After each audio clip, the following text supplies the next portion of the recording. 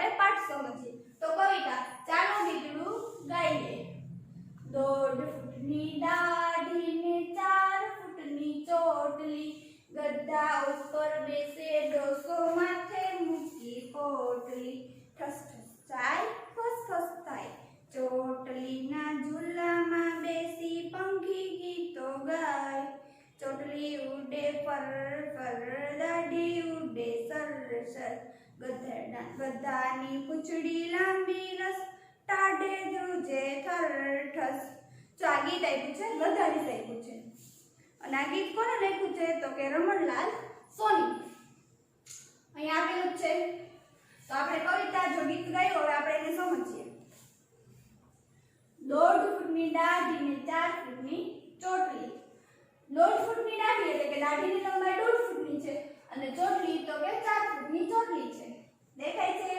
ગધા ઉપર બેઠો છે ડોસો અને દાઢી અને ચોટલી ગધા ઉપર બેસે ડોસો માથે મૂકી પોટલી ગધા ઉપર બેઠો ડોસો માથે મૂકી પોટલી ઠસ ઠસ જાય ફસ ફસ થાય ગધો કેમ જાય તો કે ઠસ ઠસ અને અવાજ કેમ આવે તો કે ફસ ફસ થાય પછી ચોટલીના ઝૂલામાં બેસી પંખી ગીતો ગાય આ ડોસાની ચોટલીમાં એટલે કે ઝૂલામાં ચોટલીનો આકાર કેવો છે તો કે ઝૂલા જેવો એમાં પંખી ગીતો ગાય છે ચોટલીમાં બેસીને ચોટલી ઉડે ફર ફર દાઢી ઉડે સર સર ચોટલી એની ઉડે છે અને દાઢી ઉડે છે બે હવાની ઉડે છે એટલે કે ફર ફર ને સર સર ગધાની પૂંછડી લાંબી લસ ગધાની પૂંછડી કેવી છે તો કે લાંબી ટાઢે ધુર તુજે થર ઠસ ઠંડીમાં એની ડોસાની જે ગધા ઉપર બેઠો છે એની પૂંછડી કેમ થાય છે તો કે લાંબી લસ છે અને ઠંડીથી ધ્રુજે છે કેવી રીતે ધ્રુજે છે તો કે થર ઠસ જો કવિતામાં શું છે તો કે ગધો હતો એના ઉપર ડોસો બેઠો હતો એની માથે પોટલી હતી એની 1.5 ફૂટની દાઢી હતી 4 ફૂટની ચોટલી હતી પૂંછ એની લાંબી લસ હતી એવી રીતે આ કવિતામાં કહેવા માંગે છે આપણે ગીત ગાયું એમાં આપણને સમજ તો આવી હોય ને એ પ્રમાણે એટલે કે આમ પણ હોય પછી જો નીચે સમાચાર વાંચો સમાચારમાં શું છે જો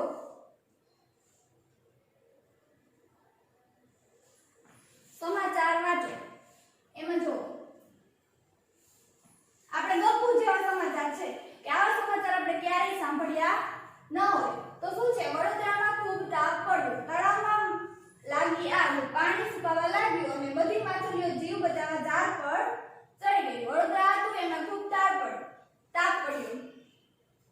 તાપ પડવાથી તળાવમાં આગ લાગી પછી આગ લાગે એટલે પાણી સુકાઈ જાય તો તળાવની માછલીઓ જીવ બચાવવા ઝાડ પર ચડી ગઈ તો માછલી પાણીમાંથી બહાર નીકળે તો જીવે ન જીવે તો આ શું થયું ગપ્પુ સમાચાર પછી લાલાભાઈના લગ્નમાં થાળીમાંથી લાડુ ઉડ્યા અને લાલાભાઈના ઘરમાં ઘૂસી ગોદડા ઓઢીને સૂઈ ગયા લાડવા ક્યારે ઉડે નહીં અને ગોદડા ઓઢીને સૂઈ જાય ન સૂઈ જાય તો આ પણ શું થયું ગપ્પુ સમાચાર હસુવા એવા સમાચાર છે ને એટલે કે ગપ્પુ સમાચાર પોપટે પૃથ્વીની 4 ગડી કરી વિમાનમાં મૂકી પછી વિમાનને પાટા ઉપર દોડાવી મૂક્યું પોપટે પૃથ્વીની 4 ગડી કરી એટલે સકે એવું થાય ને કે પૃથ્વીની 4 ગડી કરી વિમાનમાં મૂકી પછી વિમાનને પાટા ઉપર દોડાવી પૃથ્વી વિમાનમાં સમાય નહીં અને વિમાન કઈ પાટા ઉપર તો ચાલે નહીં વિમાન તો આકાશમાં ઉડે એટલે ગપુ છે કે પછી વિમાનને પાટા ઉપર દોડાવી મૂક્યું આ પણ ગપુ સમાચાર એના પછી આવતીકાલે શાળામાં પાંદડાની પૂરીને પાણીમાં તળીને સૌને પેટ ભરીને જમાડવામાં આવશે કોઈ પણ બાળકે પોતાનું પેટ ઘરે ભૂલીને આવવું નહીં આ સમાચાર પણ કેવો છે ગપુ કે આવતીકાલે શાળામાં પાંદડાની પૂરી અને પાણીમાં તો તળાય નહીં પાંદડાની પૂરી હોય ને પાણીમાં તળાય નહીં અને સૌને પેટ ભરીને જમાડવામાં આવશે બાળકે પેટ પોતાનું ઘરે ભૂલીને આવવું નહીં આપણે કઈ પેટ તો ઘરે મૂકીને સ્કૂલે આવતા ન હોય એવી રીતે આ છે ગપુ સમાચાર એના પછી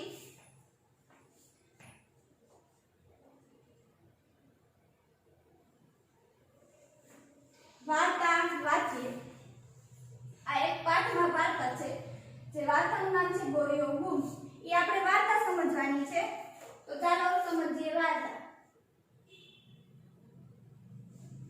જો વાર્તાનું નામ છે ગોરીઓ ગુમ. વાર્તામાં છે જો એક નાનકડું ગામ હતું. ગામમાં સોમાભાઈ નામના ખેડૂત રહે. એક ગામ હતું અને ગામમાં ખેડૂત રહેતા હતા. એનું નામ હતું સોમાભાઈ. તેમની પાસે બે બળદ, એકનું નામ કાળિયો અને બીજાનું નામ ગોરિયો. સોમાભાઈ પાસે બે બળદ હતા. એમાં એકનું નામ હતું કાળિયો અને બીજાનું નામ હતું ગોરિયો. બંને બળદ એને ખૂબ જ વહાલા. બે બળદ એને ખૂબ જ વહાલા હતા. પછી માર્ચ મહિનો આવ્યો. બાજરી વાવવાનો સમય થયો. વાવણી પહેલા ખેતર ખેડવું પડે. માર્ચ મહિનો એટલે કે ત્રીજો મહિનો. ત્રીજો મહિનો આવ્યો, બાજરી વાવવાનો સમય થયો. એટલે કે ખેતરમાં બાજરી વાવવાનો સમય થયો એટલે ખેતર એને ખેડવું. એટલે કે બાજરી ક્યારે વવાય તો કે માર્ચ મહિનામાં, એટલે કે ત્રીજા મહિનામાં બાજરી વાવવાનો સમય થયો.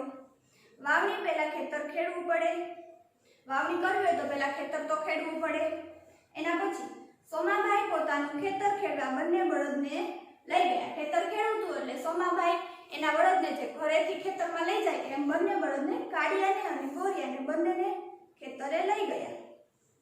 અડધું ખેતર ખેડ્યું અને બપોર થઈ. અડધું ખેતર ખેડાઈ ગયું ત્યાં બપોરનો સમય થઈ ગયો. સોમાભાઈ તો ભાતું ખાઈને આરામ કરવા સૂતા. બપોર થયું એટલે સોમાભાઈ ભાતું ખાઈને એટલે કે જમીને બપોરનું જમવાનું એટલે કે ભાતું ખાઈને આરામ કરવા સૂતા. જમીને પછી સોમાભાઈ સૂઈ ગયા. સૂતા પછી જો ચિત્રમાં દેખાય છે બે બળદ છે, કાળિયો અને ગોરિયો. સોમાભાઈ ઝાડ નીચે જમીને સૂતા છે. એના પછી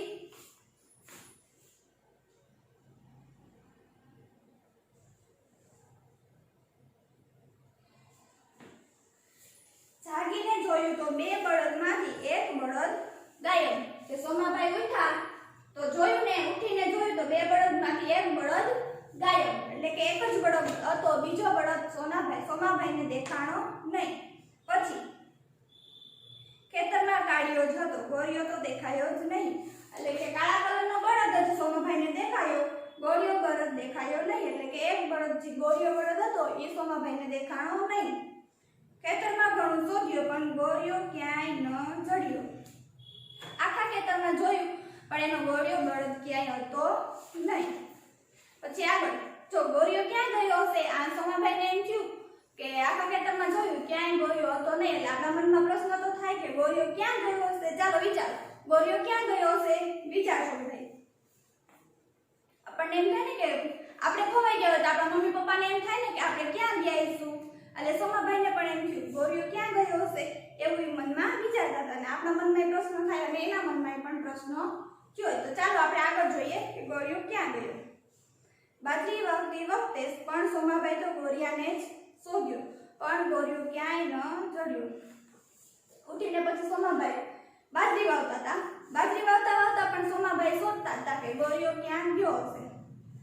ગોરિયો ક્યાંય ન જડ્યો. જોતા હતા પણ તોય ગોરિયો ક્યાંય ન જડ્યો. બાજરી ઉગીને મોટી થઈ. સોમાભાઈ તો રોજ ખેતરે આવે. બાજરી વાવી દીધી પછી બાજરી તો ઉગે, બાજરી થઈ મોટી. પછી સોમાભાઈ તો રોજ ખેતરે આવે. બાજરી જોઈને ઓળખાય અને આખા ખેતરમાં ફરી ફરીને જુએ ક્યાંય મારો ગોરિયો નજરે ચડે પણ ગોરિયો ન જડ્યો. બાજરી જોઈને તો સોમાભાઈ ઓળખાતા હતા કે મોટી મોટી બાજરી થઈ ગઈ, પણ તોય એના મનમાં એમ જ હતું, રખતો હતો પણ ભેગો એના ગોરિયાને પણ શોધતા હતા. પણ તોય ક્યાંય ગોરિયો નજરે જ ન ચડતો. એટલે કે ક્યાંય ગોરિયો મળતો નહીં. પછી પાછળ પ્રશ્ન જો એ ગોરિયો ક્યાંથી મળશે. હવે આપણે આગળ જોતા આપણે પાઠમાં કીધું છે કે ગોરિયો અહીંથી મળશે. તો પાછો આપણને પ્રશ્ન થાય કે ગોરિયો ક્યાંથી આપણને મળશે. તો જો બાજરી પાકી ગઈ, બાજરી વાવી હતી, બાજરી મોટી થઈ ગઈ, હવે બાજરી પાકી ગઈ. ઊભી બાજરીના ડુંડા રણતા રણતા પણ ગોરિયો ન જડ્યો. બાજરી પાકી ગઈ એટલે એના ડુંડા રણવા પડે. તો સોમાભાઈ બાજરીના ડુંડા રણતા હતા ત્યારે પણ ગોરિયાને જ શોધતા હતા, પણ તોય ડુંડા રણતા પણ ગોરિયો ન જડ્યો. ડુંડામાંથી બાજરીના દાણા છૂટા પાડ્યા, ચારણીથી ચાળ્યા, તગારામાં ભર્યા, કોથળા ભરીને ઘરે લાવ્યા પણ ગોરિયો ન જડ્યો. તે ન જડ્યો. બાજરી પાકી ગઈ એટલે ડુંડા રણતા પણ ગોરિયો ન જડ્યો. તો પછી ડુંડામાંથી બાજરીના દાણા છૂટા પાડવા પડે. બાજરીના દાણા છૂટા પાડ્યા પછી ચાળણીથી ચાળવા પડે, પછી તગારામાં ભરવા પડે. આપણે ઘરે લાવવા હોય એટલે તો બધું કરવું જ પડે. પડે, એટલે એને ઘરે લાવવા માટે બાજરીના દાણા છૂટા પાડ્યા, ચાળણીથી ચાળ્યા, પછી તગારામાં ભર્યા અને તગારાથી કોથળામાં ભર્યા અને ઘરે લાવ્યા. તોય ઘરે લાવીએ એટલે ખેતર તો ખાલી થઈ જાય, પણ તોય એને ગોળીઓ ક્યાંય ન મળ્યો. પછી કોથળામાંથી બાજરી કાઢી ફરીથી સાફ કરીને ઘંટીમાં દળી. કોથળામાંથી ઘરે લઈ આવ્યા, કોથળામાંથી આપણે રોટલા બનાવવા હોય તો બાજરી તો બહાર કાઢવી જ પડે. કોથળામાંથી બાજરી કાઢી ફરીથી સાફ કરીને ઘંટીમાં દળી. આપણે ઘંટીમાં દળાવા જાય એટલે આપણે ઘઉં હોય કે બાજરી સાફ તો પાછા કરવાના જ હોય, એટલે ઘરે મમ્મી સાફ કરે ને એટલે જો સોમાભાઈએ પણ એની ઘરે એવું જ કર્યું. કોથળામાંથી બાજરી કાઢી ફરીથી સાફ કરી અને ઘંટીમાં દળી. રોટલા બનાવતા પહેલા બાજરીનો લોટ ચાળણીથી ચાળી જોયો, તોય ગોળીઓ ન જડ્યો, તે ન જ જડ્યો. રોટલા બનાવવા હોય તો લોટ જે દળાવ્યો હોય એને ચાળણીથી ચાળવો પડે, પછી લોટ બંધાય ને. તો એને ચાળણીથી લોટ ચાળ્યો અને તોય ગોળીઓ ન જડ્યો, તે ન જડ્યો. લોટમાં પણ સોમાભાઈને એનો ગોળીઓ નહોતો જ. એને સોમાભાઈને એનો ગોળીઓ ખોવાઈ ગયો હતો, એટલે એને ગમે ત્યાં એનો ગોળીઓ જ નજરમાં આવતો હતો કે અહીંથી મારો ગોળીઓ ચડે કે વાંથી મારો ગોળીઓ ચડે. એના પછી સોમાભાઈને તો સતત ગોળીઓના જ વિચાર આવ્યા કરે. મારો ગોળીઓ ક્યાં ગયો હશે અને શું કરતો હશે. ઘરના બીજા સભ્યો પણ ગોળીઓની ચિંતા કરતા હતા.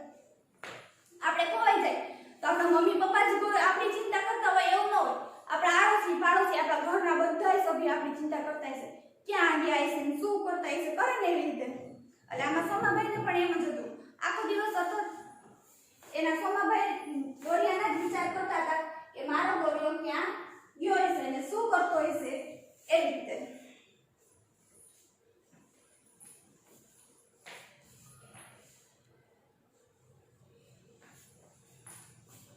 પછી જુઓ